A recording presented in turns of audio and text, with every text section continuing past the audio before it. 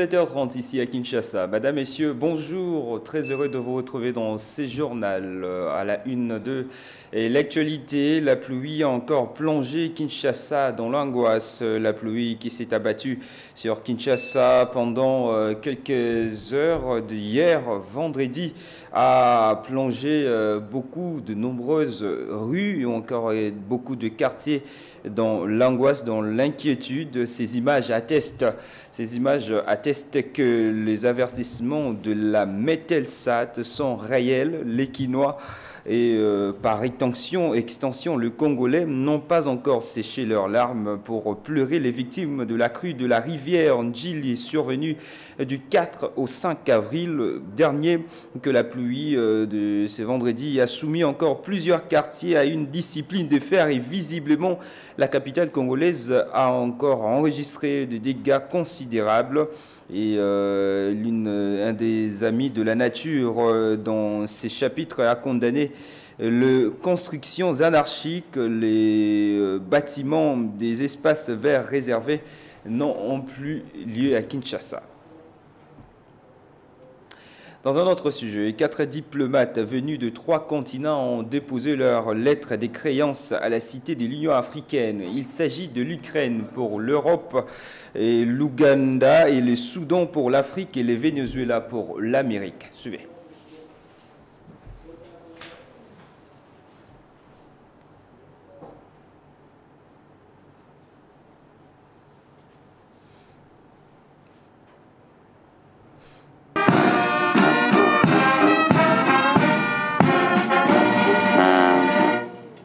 Ballet diplomatique ce jeudi à la Cité de l'Union africaine.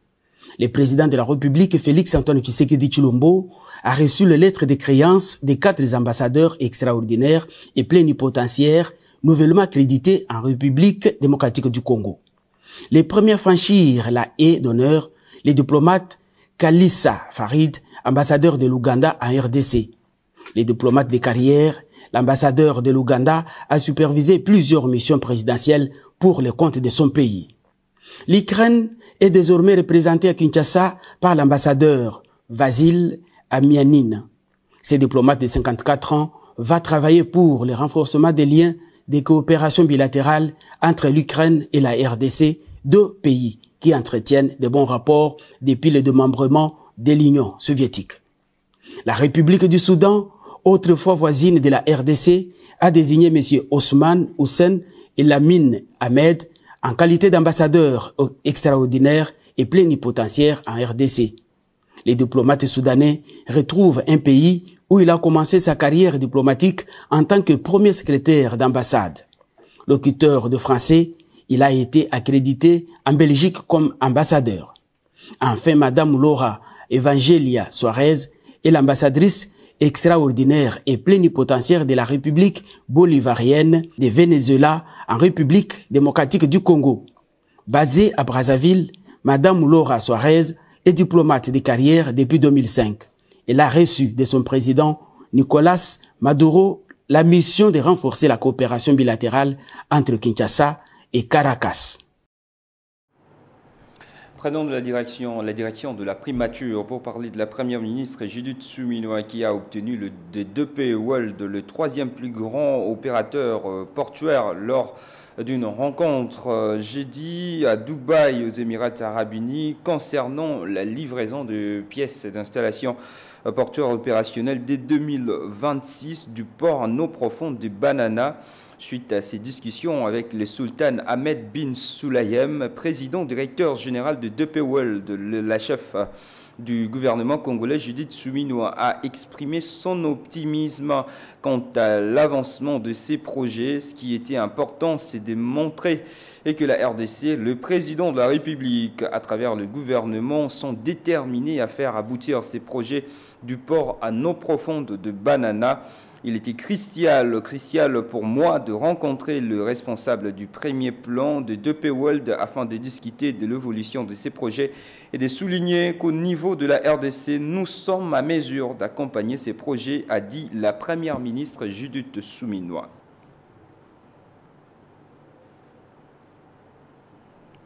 Et pour poursuivre ces journaux, profitons de la rencontre avec les vice-premiers ministres en charge de transport, voies de communication et du désenclavement.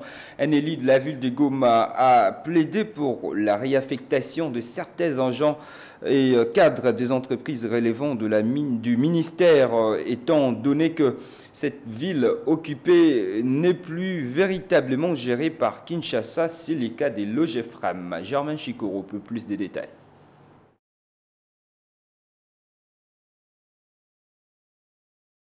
Le vice-premier ministre et ministre des Transports et Voies de Communication de la RDC, Jean-Pierre Bemba Gombo, était ce jeudi 10 avril 2025 devant la commission infrastructure, aménagement du territoire et nouvelles technologies de l'Assemblée nationale, présidée par l'honorable Caroline Bemba, accompagnée des responsables de plusieurs entreprises publiques sous sa tutelle, notamment l'ONATRA, la CNCC, la LMC, Congo Airways, Air Congo, la RVA, Logefrem, Transco, la RVF, pour ne citer que celle-là. Le ministre a été invité pour éclairer la lanterne des élus nationaux, membres de cette commission permanente de la Chambre basse du Parlement, sur divers sujets concernant ces entreprises du portefeuille de l'État. À cette occasion, l'honorable Patrick Mounyomo, élu de la ville touristique de Goma, a saisi l'opportunité pour plaider en faveur des agents de Logefrem, de la RVA, de la RVF, de l'AAC, et d'autres structures publiques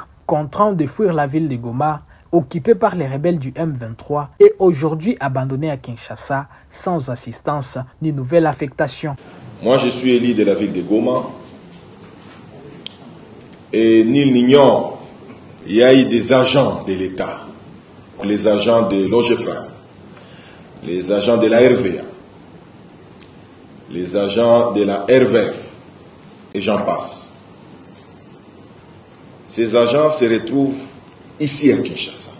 Ils ont fui la guerre nous imposée par le Rwanda. Fort malheureusement, Excellence, nos compatriotes là, parce que ce sont nos frères, n'ont pas d'assistance au moment où je vous parle. Et jusqu'à maintenant, ils n'ont pas d'affectation. D'ailleurs, pour votre information, on les payait pour 26 jours. Mais là, je vous informe qu'on les paye juste pour 22 jours.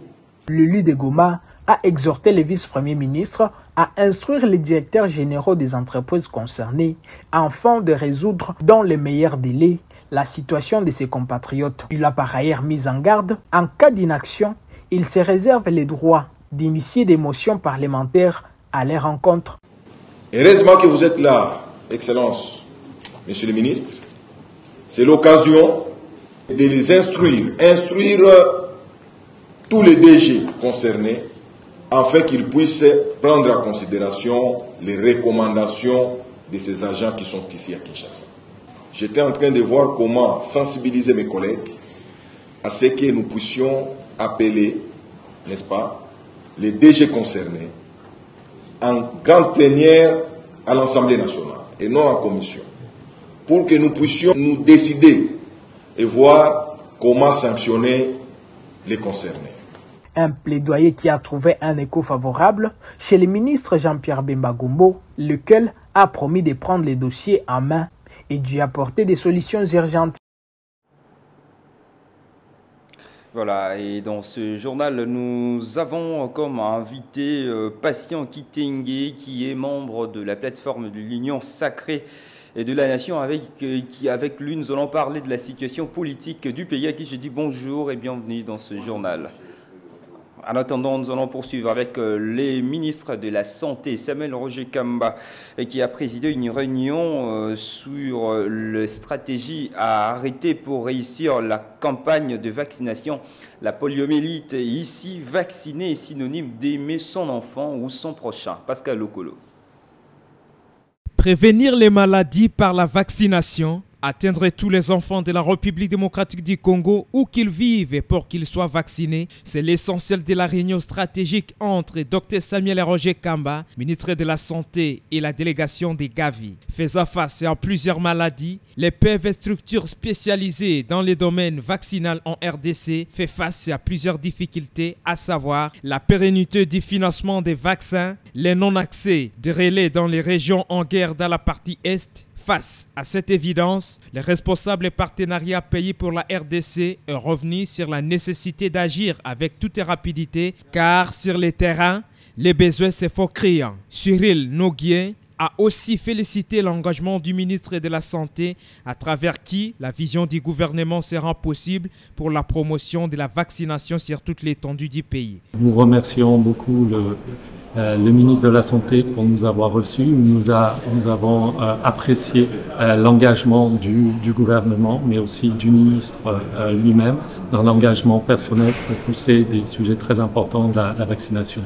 Donc vous savez que le contexte est aujourd'hui difficile entre un contexte sécuritaire, épidémiologique dégradé en RDC qui appelle vraiment à des flexibilités et des actions très rapides du ministère et aussi des partenaires pour s'adapter à la situation. Il faut dire que cette réunion a connu la participation des partenaires techniques et financiers en santé, la fondation Bill Gates, et c'était fini dans la satisfaction de tous les participants qui n'ont géré que de soutenir le ministre de la Santé publique pour sa démarche visant à prioriser la vaccination pour sauver des vies des Congolaises et Congolais.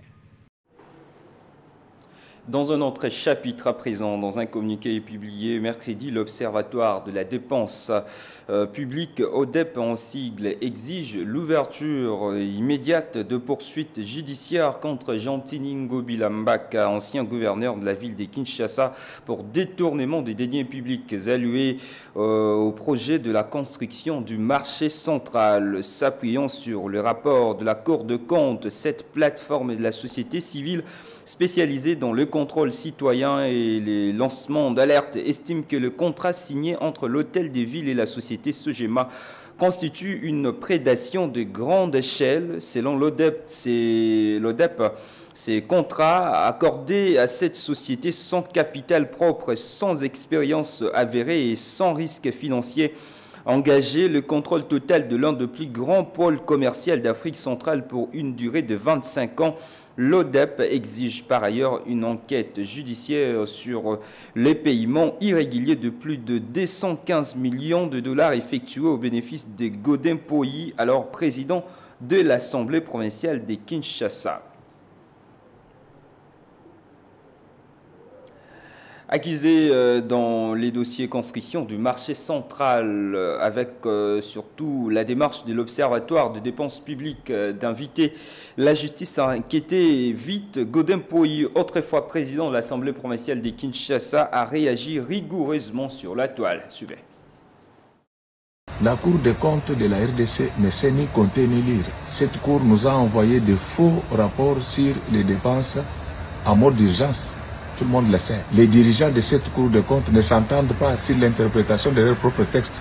Lorsque vous vous renseignez dans les dossiers Albert Youma, la Cour des comptes avait pris des mesures conservatoires qui ont été tout de suite levées par le Conseil d'État parce qu'on n'avait pas respecté la procédure. Regardez les véhicules de fonction des responsables de la Cour des comptes. Regardez les montants qui est sorti du Trésor et la nature des véhicules qu'ils ont. C'est le jour et la nuit. Une Cour des comptes qui fonctionne de cette façon-là, ailleurs on appelle ça la Cour des comptes des cons. Donc ils n'ont pas qualité de se prononcer sur les dossiers marchés. Je ne vais pas entrer dans les détails. Quand nous avons initié ces projets, presque tous les auditeurs n'y comprenaient rien. La seule personne qui a compris ces dossiers, qui l'a maîtrisé, c'est Gilles Alinguete, le chef de service. Donc je demande à toute cette racaille qui nous diffament inutilement, si elles veulent vraiment se renseigner, qu'elles aillent voir l'IGF Gilles Alinguete, parce que pour moi, c'est le seul auditeur qui a compris la puissance technique qu'il y a derrière ça. Parlant de ces deux ONG, elles n'ont aucune qualification réelle en matière de finances. Ces deux ONG cherchent à me régler des problèmes. Pourquoi? Parce que l'Alicoco, nous sommes entre 2016 et 2017. À l'époque, je suis directeur conseiller de Rugwiza, l'ancien DG de la DGD. Ces gens-là sont venus pour escroquer Rugwiza. J'ai dit, là où moi je suis, le vol ne passe pas. C'est pourquoi vous les voyez agités. Eh bien, il faut savoir que l'Observatoire des dépenses publiques, ODEP, avait surtout demandé à la justice d'entendre Jean Tiningo Bilambaka, jadis gouverneur de la ville de Kinshasa. Et nous allons parler avec notre invité, comme je l'ai annoncé dans ce journal tantôt, Bastien Kitenge, qui est membre de la plateforme de l'Union Sacrée de la Nation. Avec lui, nous allons parler de la situation politique du pays, mais aussi sécuritaire. Déjà, pour commencer, nous allons commencer avec cette question de consultation initiée par le chef de l'État, Félix Tshisekedi, qui ont pris fin il y a quelques jours. Alors, après ces consultations, à quoi faut-il s'attendre à présent? Merci beaucoup, M. Lim, pour la question que vous m'avez posée. Vous savez déjà que nous tous, nous avons suivi les déroulements de cette procédure de la consultation pour la formation du gouvernement d'Union nationale. Pour la formation du gouvernement d'Union nationale. Donc, nous tous, on est vraiment satisfaits par rapport à ce que le professeur Ribérand a fait en termes de consultations. Et toutes les forces politiques ont été représentées. Et voilà pourquoi déjà là, nous sommes en train d'attendre une résolution palpable qui fera en sorte que qu'on puisse avoir un gouvernement d'union nationale. Et ce gouvernement viendra juste pour quand même mettre fin à l'agression rwandaise au niveau de l'est du pays. Et voilà pourquoi nous, en tant que des acteurs de l'Union sacrée, et nous sommes vraiment déterminés à ce que qu'on puisse vraiment finir cette guerre qui nous a vraiment imposée par les forces étrangères. Et donc, comme vous m'avez posé la question de savoir qu'est-ce que nous pouvons quand même attendre par rapport à ces consultations, déjà, il faut déjà informer à tous ceux qui nous suivent que les chefs de l'État étaient déjà déterminés dès le départ. Et ce gouvernement, c'est un gouvernement, d'abord, que moi j'appelle ça, c'est un gouvernement de guerre, un gouvernement qui va vraiment se battre, qui va vraiment se donner au fond pour vraiment résoudre des problèmes par lesquels la RDC est en train de se passer. Donc moi, personnellement, je crois à ce que, à travers ce gouvernement de guerre, que j'appelle un gouvernement de guerre, ce gouvernement viendra juste pour vraiment résoudre non seulement les problèmes de la sécurité au niveau sur le plan national, aussi voire répondre aussi aux préoccupations de la population. Alors, que dire de l'absence des figures emblématiques, pour ne pas dire majeures, de l'opposition que nombreux auraient aimé voir prendre part ou participer à ces consultations? Je parle notamment de Joseph Kabila, Matata Ponyo, Martin Fayulu, Délice Sanga, Moïse Katumbi. Finalement, ils n'ont pas pris part à ces consultations. Que dire maintenant de leur absence? Est-ce que c'est un pari manqué par Félix Tshisekedi qui a voulu tendre la main à l'opposition? Non, mais moi je vous dis que l'opposition a été représentée. Vous savez, il ne faut pas confondre les choses. Lorsqu'on parle de l'opposition, l'opposition c'est toute personne qui est en dehors du pouvoir, qui fait des critiques objectives. Et cette personne-là est considérée comme étant un opposant. Donc on ne peut pas quand même, parce que vous savez, l'opposition, ce n'est pas un groupe d'individus. Parce que nulle part ailleurs, si vous lisez la Constitution n'a pas déterminé une catégorie de personnes qu'on doit consulter. Donc vous avez suivi que l'opposition a été valablement représentée par ces gros poissons. J'ai payé même l'illustration. Il y a eu le professeur Adolphe Moussi Delan qui fait partie de l'opposition. Il y a Néné Nkoulou qui fait partie de l'opposition. Il y a Jeannot qui fait partie de l'opposition. Il y a aussi Christian qui fait partie de l'opposition. Je crois déjà qu'il y a déjà un lot de l'opposition qui a été consulté déjà au préalable. Donc c'est déjà un pari gagné. Ce n'est pas dans ce sens-là que les gens sont en train de se tromper, que donc il faut seulement nécessairement que tous ces lots-là que vous avez cités, il faut qu'ils soient au moins consultés. Et c'est par là qu'on peut dire que l'opposition a été par rapport au poids politique, c'est... Non. Vous savez, non, il ne faut pas confondre. Parce que, je l'ai dit, je le répète, l'opposition républicaine, ce n'est pas ce que nous pensons. Je le dis, parce qu'il y a des tests. Moi, je suis légaliste. Nous avons les tests. Et ce que vous avez vu là, pendant la consultation, c'est déjà l'opposition. Donc il ne faut pas quand même distraire les gens. Parce que nous, on ne peut pas. Parce que si, au moins, c'est que les gens que vous avez cités, qui avaient au moins l'amour de ce pays, qu'il allait au moins accepter à l'invitation du chef de l'État. Parce qu'ici, on voit l'intérêt supérieur de la nation. Nous sommes dans une étape où la RDC est agressée. Et donc, face à cette situation, nous voulons les opposants qui ont la preuve de la maturité politique qui viendra accepter à l'appel qui a été lancé par les chefs de l'État pour sauver la République démocratique du Congo, qui est agressée par les forces étrangères. Et voilà pourquoi il ne faut pas seulement confondre les choses, qu'il faudrait nécessairement que les gens, donc vous avez cité les noms, qui soient au moins consultés. Et dans ce sens-là, on peut dire que l'opposition a été atteinte. Ça, c'est faux et archi faux. Ce sont des choses imaginaires. Moi, personnellement, je peux dire ce sont des arguments par lesquels les gens peuvent nous distraire pour rien.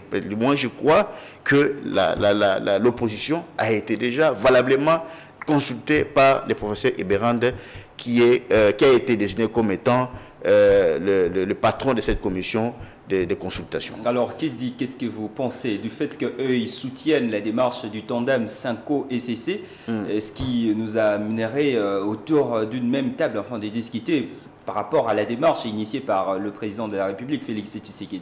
Moi, je pense que la seule option que nous devons suivre, c'est celle-là qui a été mise par le chef de l'État. Parce qu'il y avait déjà quelqu'un qui était déjà désigné pour consulter toutes les couches confondues de la République démocratique du Congo. Donc ça ne sert à rien soit de suivre un groupe d'individus. Donc ici, c'est une question de la République. Il ne faut pas blaguer avec... C'était l'unique option ou possibilité que l'opposition, toute opposition, devait se présenter pour quand même donner les recommandations. Alors, face à cette situation que nous sommes en train de traverser, et si au moins, on avait au moins les opposants qui aimaient son pays, on allait au moins avoir tous ces gens-là que vous avez cités. Et malheureusement, nous avons aussi une catégorie de personnes qui fait partie de l'opposition, au moins, ils ont l'amour de ces pays, ils ont accepté de venir, qu'ils soient consultés, donner les recommandations, et enfin qu'ils soient aussi partie intégrante de ce gouvernement d'union nationale. Voilà, ces personnes-là qui n'ont pas finalement répondu à cette invitation du président Félix Tshisekedi. Alors, pour ces prochains, le futur gouvernement, est-ce que ça sera toujours question de privilégier le poids politique comme nous avons toujours eu l'habitude de le voir dans de précédents gouvernements? Non. Vous savez, il faut déjà enlever cette option. Et s'il n'y a pas question des poids politiques, ici nous sommes réunis tout autour d'une seule table pour qu'on puisse résoudre un problème par lequel la RDC est vraiment menacée. Et donc ici, nous avons des critères. Et parmi ces critères, on a d'abord les critères de la compétence. Il faut des Congolais qui sont compétents. Et ces Congolais que nous voulons, qui peuvent faire partie intégrante de ces gouvernements. Et nous avons aussi des deuxième critère qu'on appelle le critère de la loyauté. Et la loyauté, donc il faut d'abord, nous avons besoin des Congolais qui sont loyaux vis-à-vis de la République et vis-à-vis du président de la République. Nous ne voulons pas des Congolais qui doivent venir juste pour distraire la République démocratique du Congo. Donc, il y a aussi la dernière règlement, les dernières conditions que nous pouvons dire, il y a aussi les critères du patriotisme. Il faut être un vrai patriote, il faut avoir l'amour du prochain. Et ce sont parmi ces critères que nous pouvons au moins accepter que ce genre de critères de personnes qui peuvent faire partie de ces gouvernements nationaux. Parce que ce gouvernement, c'est un gouvernement, je vous dis, c'est un gouvernement, je l'ai surnommé, c'est un gouvernement de guerre. C'est un gouvernement par lequel, lors de la rencontre, première rencontre du Conseil des ministres, j'ai lancé un message déjà au chef de l'État. Donc il faudrait que tous les membres du gouvernement soient en tenue militaire. Voilà. C'est juste pour redorer l'image de la République. Donc, même en force du monde, ils doivent savoir que la RDC, c'est un pays agressé. Une guerre nous a été imposée longuement. Et voilà pourquoi nous devons quand même poser ce genre d'actes et sur base de ça, on aura quand même un gain de cause. Alors, pour parler de ces gouvernements de guerre, en ce qui concerne la composition, par rapport aux membres, est-ce qu'il faut s'attendre à un nombre réduit ou par rapport à l'actuel gouvernement? Moi, je pense que cette question est réservée au chef de l'État. La première est réservée au chef de l'État. Et moi, je crois que, bon, à mon avis, et chaque mois, je peux dire, il faudrait qu'on puisse... D'abord, ce n'est pas la taille qui va faire en sorte qu'on puisse finir cette guerre que nous sommes imposée. Oui, effectivement. Donc ici, nous avons juste besoin d'avoir des Congolais qui va vraiment se mouiller des maillots pour arriver à ce qu'on puisse atteindre l'objectif. Et si l'objectif de ce gouvernement de guerre, que j'appelle un gouvernement de guerre parce qu'il y a une crise persistante, et c'est pas de cette crise que nous voulons un gouvernement qui viendra juste pour mettre fin à l'agression rwandaise. Et voilà pourquoi nous, en tant que membres de l'Union sacrée, en tant qu'acteurs politiques, moi, si aujourd'hui, qu'on m'ait nommé ministre d'État, moi, je pense que s'il faut arriver à Goma ou à Bukavu pour juste qu'on puisse atteindre l'objectif, moi, je suis prêt pour servir la République démocratique du Congo. Ah, voilà, je crois que c'est par là que nous allons terminer. Merci, Patient Kitenge, d'avoir répondu à cette invitation. Je rappelle que vous êtes acteur politique, membre de la plateforme Union Sacrée de la Nation. Madame, Messieurs, c'est par ici que s'achève ce journal. Merci de l'avoir suivi. Retrouvez un autre point sur l'actualité à 10h juste sur Antenne A. Au revoir.